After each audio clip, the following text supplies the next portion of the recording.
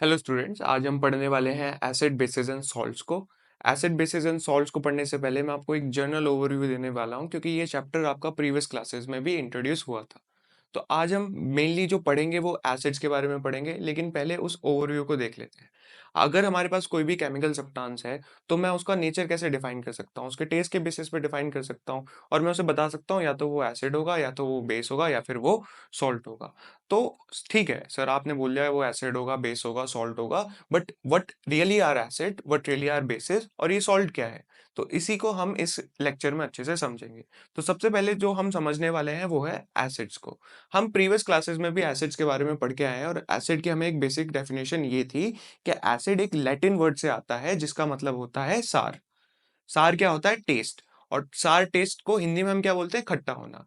जैसे आपने सुना होगा, आपके पेरेंट्स कभी दही जमाते हैं तो आपने सुना होगा ये दही थोड़ा सा खट्टा है।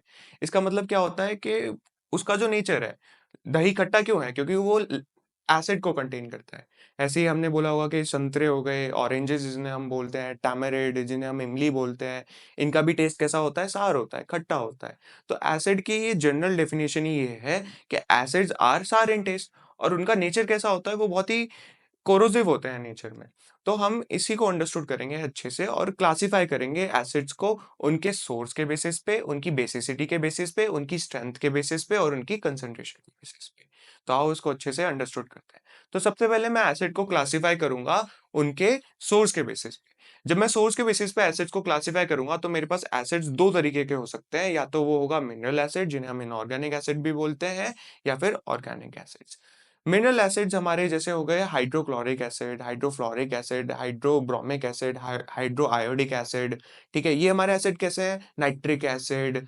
ये हमारे एसिड मिनरल एसिड्स हैं। ठीक है, और फिर हमारे पास ऑर्गेनिक एसिड, जैसे जो एसिड्स हमें बेसिकली एनिमल्स या फिर प्लांट्स के थ्रू मिल रहे हैं, उन या उनमें पाए जाते हैं, उन एसिड्स को हम ऑर्गेनिक एसिड्स बोलते हैं। जैसे tartaric acid, lactic acid, absorbic acid, ascorbic acid, sorry, and many more. Right, इन्हीं को हम अच्छे से क्लासिफाई करते हैं और अंडरस्टूड करते हैं। एक मिनट रोक देना सही।